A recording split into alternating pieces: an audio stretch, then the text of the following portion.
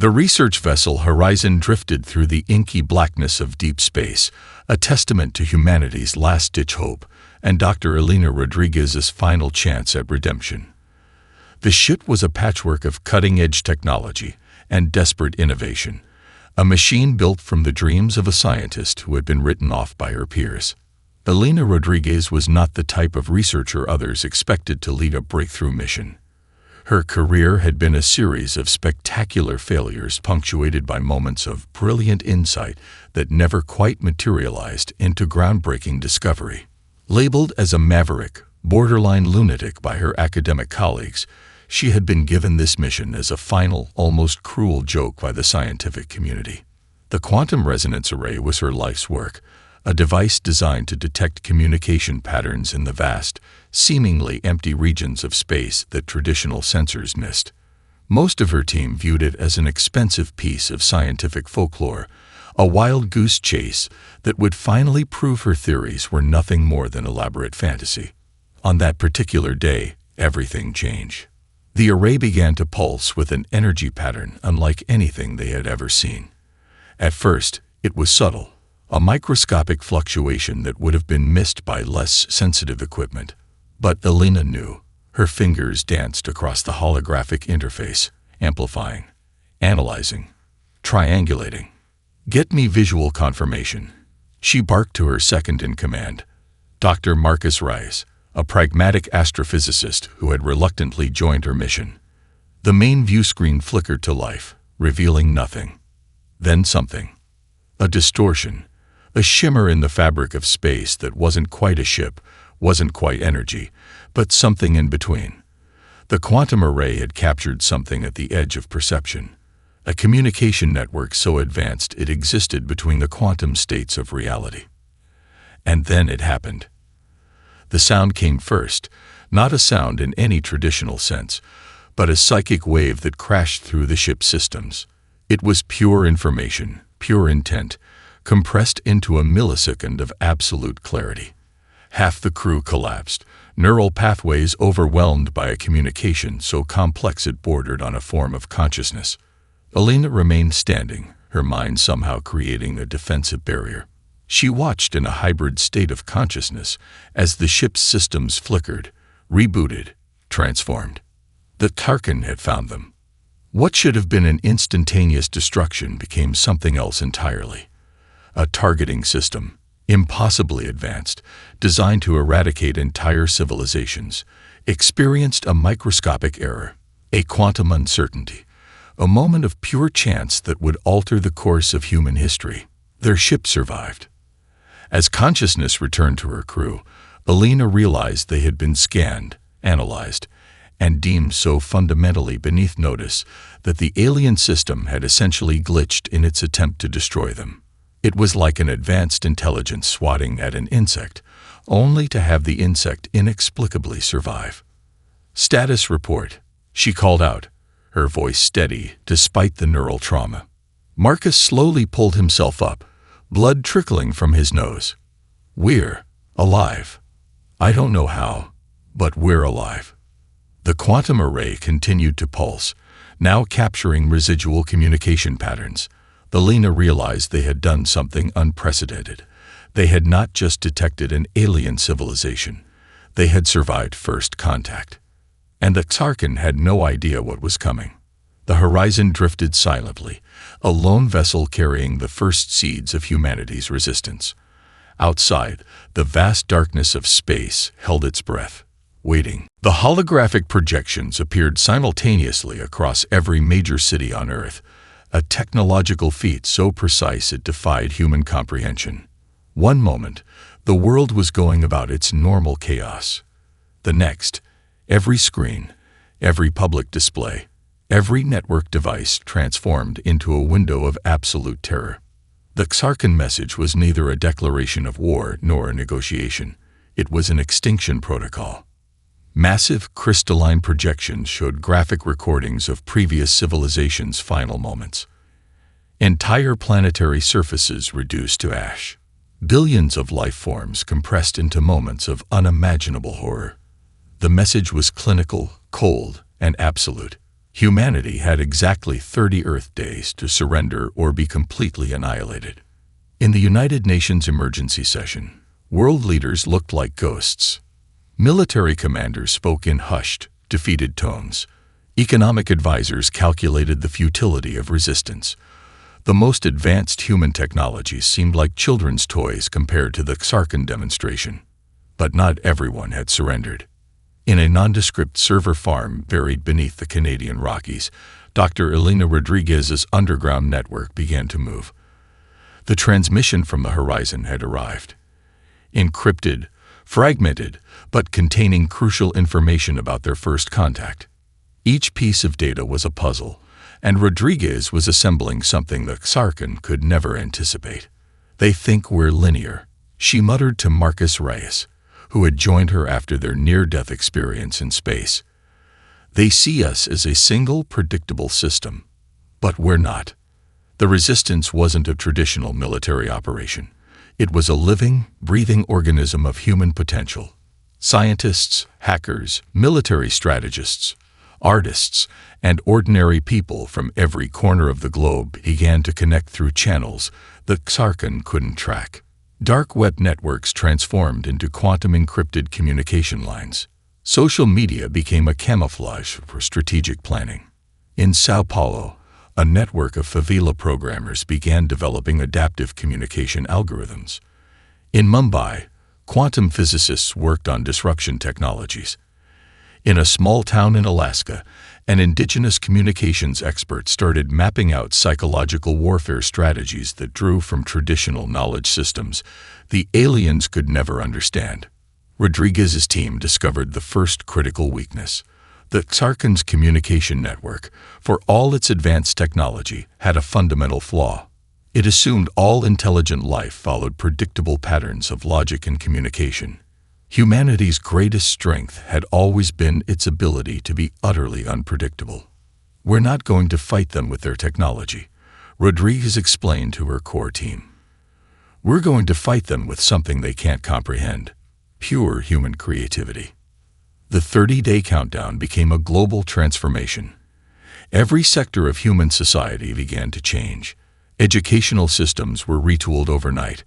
Manufacturing shifted to survival and resistance technologies. Cultural boundaries dissolved as a truly global human identity began to emerge. The Xarkan watched, believing they were observing a species preparing for its final moments. They didn't realize they were witnessing the birth of humanity's most powerful iteration.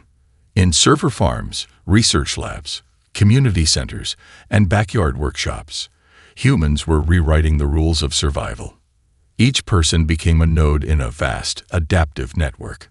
Information flowed like electricity, changing, morphing, becoming something the alien observers could not track or understand. Humanity was no longer just preparing to survive. It was preparing to fight back. The countdown continued. The Xarkan waited, but something fundamental was changing, and they had no idea. The research facility looked like organized chaos, nested deep within a repurposed particle accelerator complex in the Swiss Alps. It was a convergence point for humanity's most radical minds. Neurologists worked alongside quantum physicists.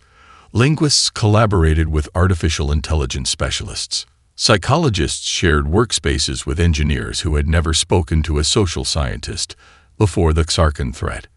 Dr. Aisha Patel stood at the center of this human hurricane. A neurodivergent researcher whose previous work had been marginalized, she now found herself leading the most critical research project in human history. Her team represented a deliberate strategy. Individuals whose brains processed information differently, who saw patterns others missed. "Traditional thinking got us here," she would often say. "Traditional thinking will get us killed." Their primary target was understanding the Xarkan's quantum communication network, not as a technological system, but as a form of consciousness. Early data from the Horizon's encounter suggested something profound. The alien communication wasn't just a method of information transfer, but a living, adaptive intelligence that existed between quantum states. A breakthrough came from an unexpected direction. Dr. Miguel Rodriguez, no relation to Elena, had been studying the neurological patterns of individuals with extreme sensory processing capabilities. Autistic researchers, synesthetes, people whose brains interpreted reality in fundamentally different ways. "Look," he said, pointing to a complex holographic display, "their communication isn't linear. It's more like a living ecosystem of information." The team discovered that human brain patterns, when artificially amplified and entangled, could create interference in quantum communication networks. It wasn't a weapon in any conventional sense. It was a form of technological judo that could potentially disrupt the most advanced communication system in the known universe. Prototype devices began to take shape, neural interface caps that could generate quantum-level disruption, adaptive communication modules that could shift frequencies faster than the Sarkin could track, psychological projection systems that could introduce uncertainty into their rigid information networks. In another section of the facility, a team of linguists and AI specialists worked on something even more radical. They were developing a communication system that wasn't a language in any traditional sense, a method of information transfer that was simultaneously a form of psychological warfare and a survival strategy. "We're not just trying to communicate," explained Dr. Elena Rodriguez during a strategy briefing. "We're trying to introduce a fundamental uncertainty into their understanding of intelligence itself." The devices looked almost mundane. Small neural interfaces, quantum resonance generators no larger than a smartphone, adaptive communication modules that could blend into everyday technology, but each represented a fundamental reimagining of human potential. Time was running out. The 30-day countdown continued, but humanity was no longer waiting. They were preparing to fight back in a way that Karkin could never anticipate. "They see us as a single, predictable system," Esha Patel told her team. "We're going to show them we're something else entirely." Outside the research facility, the Swiss Alps stood silent, nature's own testament to adaptation and survival. Inside, humanity was learning to fight not just with technology, but with the most powerful weapon they possessed: the ability to fundamentally reimagine what was possible. The Sarkin invasion began with mathematical precision, a technological symphony of destruction that should have been instantaneous and absolute. Their initial assault was designed to be a clinical demonstration of superiority, a surgical strike that would obliterate human resistance before it could even conceptualize a response. They were wrong. The first wave hit major metropolitan areas simultaneously.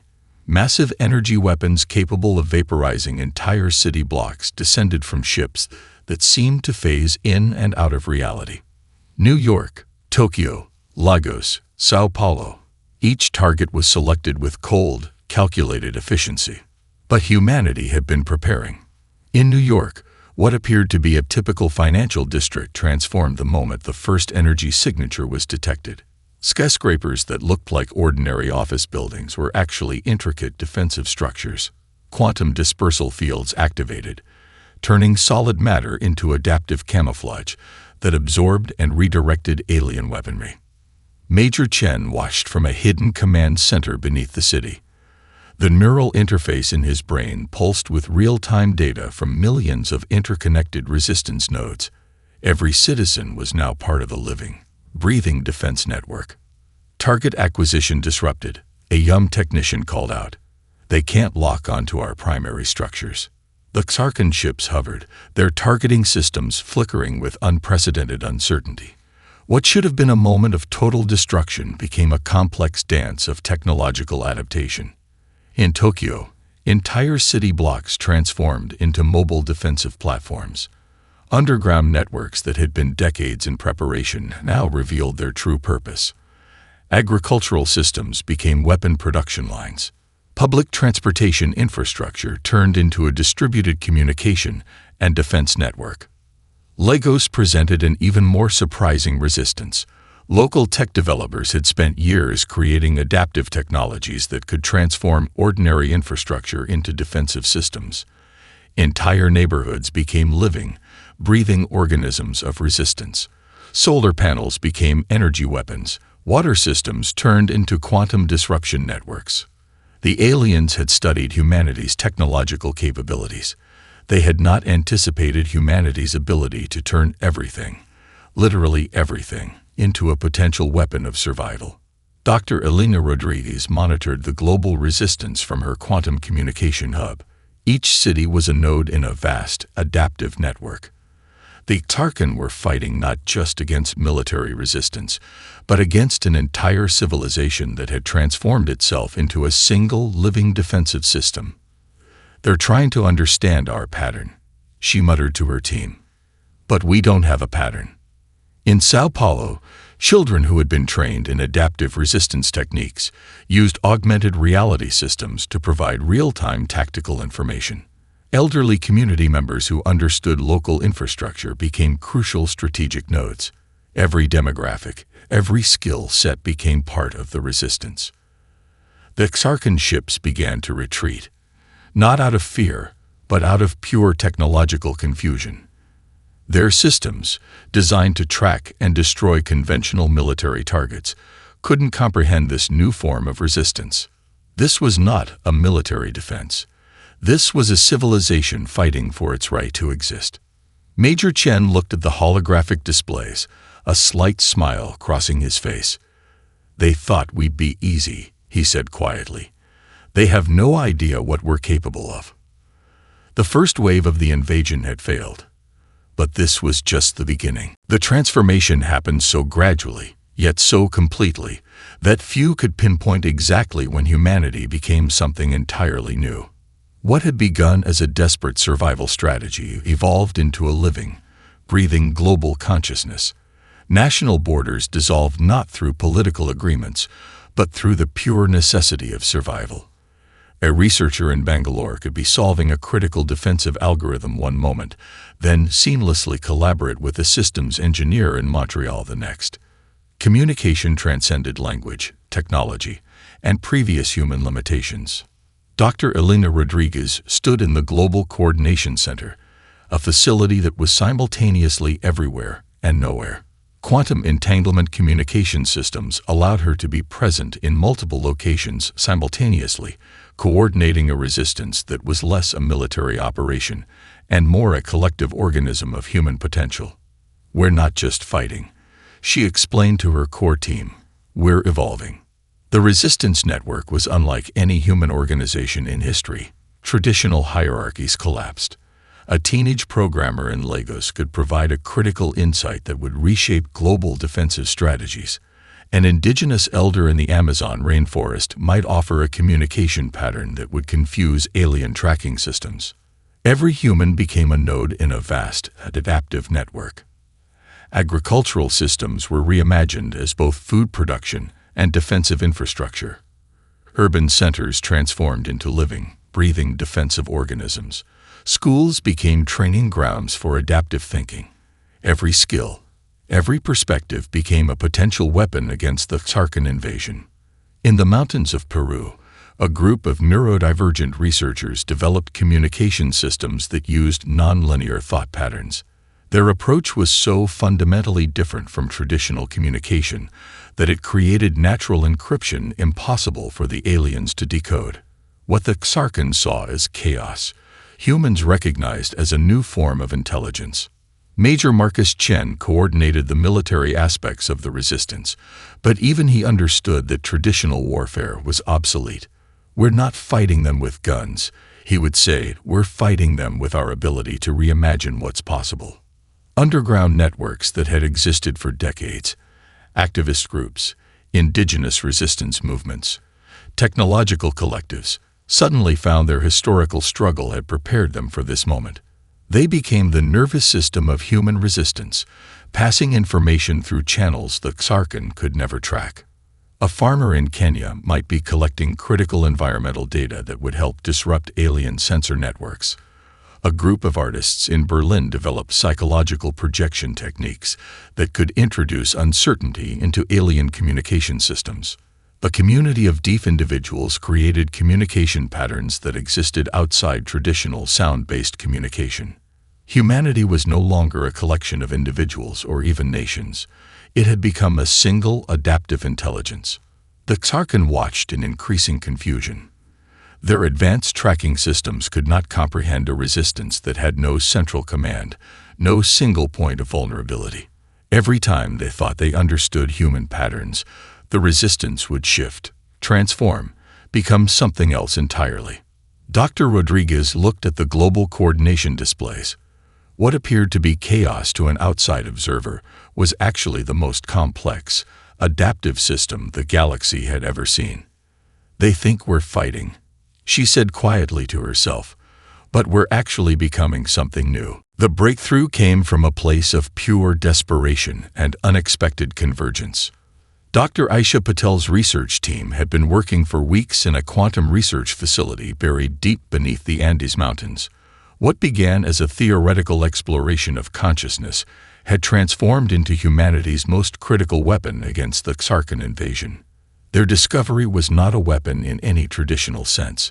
It was an understanding, a fundamental reimagining of communication, consciousness, and the very nature of intelligence. The team consisted of individuals who had been marginalized by traditional scientific communities, neurodivergent researchers, indigenous knowledge keepers, quantum physicists who saw reality as a fluid, adaptive system rather than a fixed state. Each brought a perspective that the Xarkan could never anticipate. "We're not trying to fight their technology," Aisha explained to her core team. "We're trying to introduce a fundamental uncertainty into their understanding of intelligence itself." The breakthrough emerged from an unlikely combination of quantum entanglement theory, neurological mapping, and indigenous communication patterns. They discovered that consciousness was not a fixed state, but a dynamic, adaptive network, something the highly structured Xarkan communication systems could not comprehend. Their prototype was deceptively simple: a neural interface device no larger than a smartphone that could generate quantum-level disruption patterns. But it was so much more than a technological device. It was a bridge between different forms of intelligence. During initial tests, something extraordinary happened. The device didn't just disrupt alien communication networks. It created a form of communication that existed between quantum states. It was a language that was simultaneously information, psychological projection, and pure potential. Major Marcus Chen watched the first full-scale test with a mixture of scientific curiosity and barely contained hope. The research facility was a convergence of humanity's most radical minds. Scientists who had been considered fringe theorists now held the key to human survival. "Target acquisition," a young technician called out, "is becoming impossible." The Xarkan communication network, a system so advanced it had conquered hundreds of civilizations, began to experience something it had never encountered: uncertainty, adaptive interference, a form of communication that didn't follow any recognizable pattern. It was as if humanity had discovered a way to introduce poetry into a mathematical equation. Dr. Elena Rodriguez monitored the global networks. Each successful test created ripples of possibility across human resistance groups. This was more than a technological breakthrough. It was a fundamental challenge to the Xarkan's understanding of what intelligence could be. "They see us as a single, predictable system," Aisha told her team. "We're going to show them we're something else entirely." The device did more than disrupt alien communications.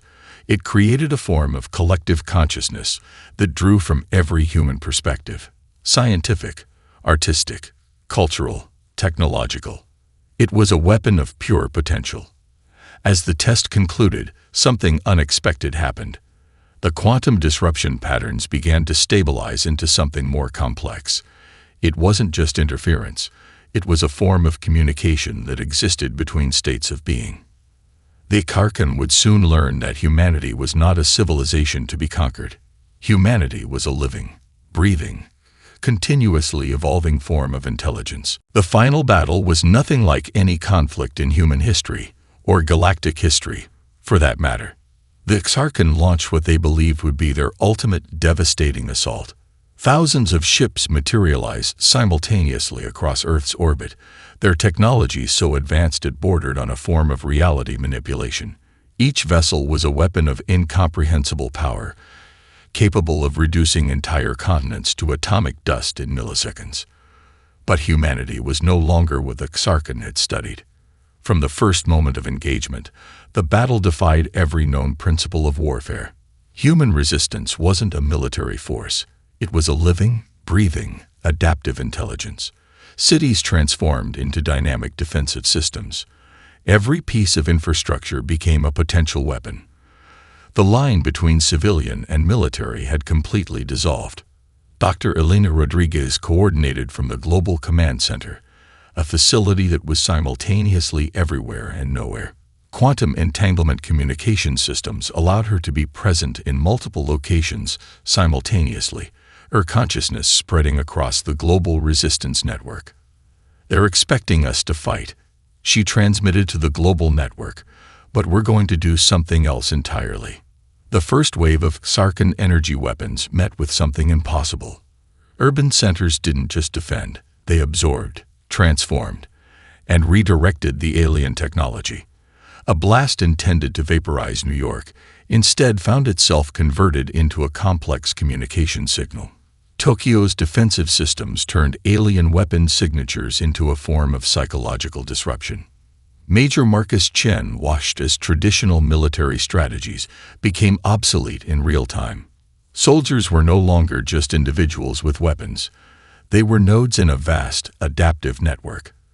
A teenager in Lagos could provide a tactical insight that would reshape a global defensive strategy. An indigenous elder's traditional knowledge could create a communication pattern that would confuse alien tracking systems. The Xarkan ships began to experience something they had never encountered: pure, absolute uncertainty. Their advanced targeting systems couldn't lock onto human defensive structures.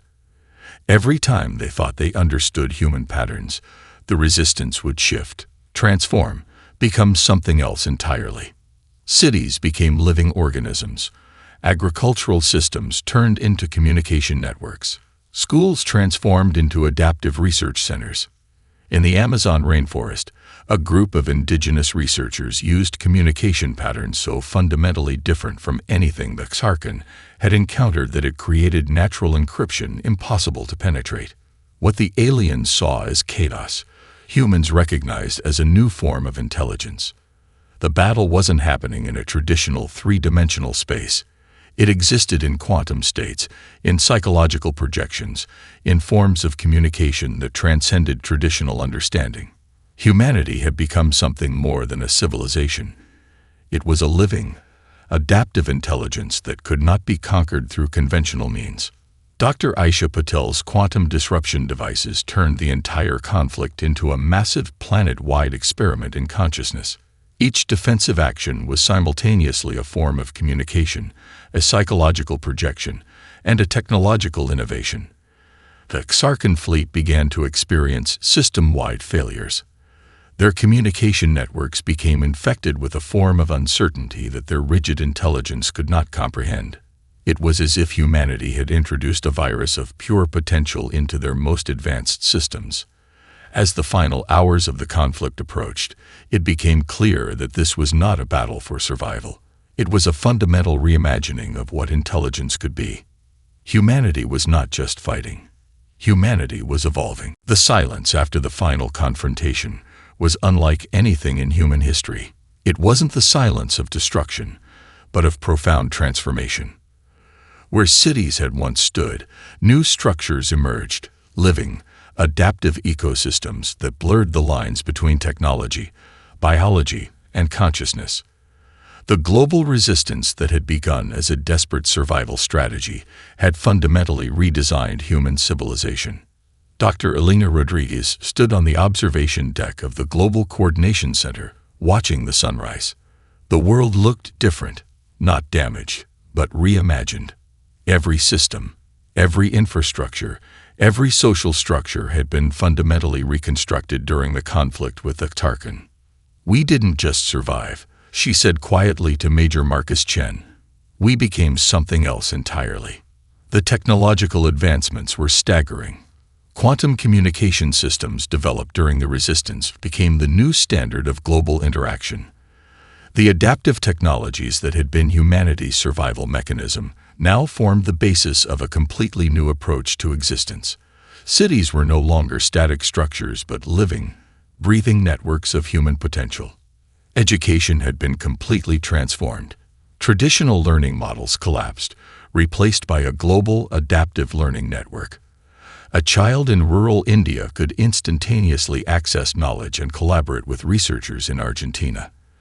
The boundaries between disciplines, between science, art, philosophy, technology, had dissolved completely.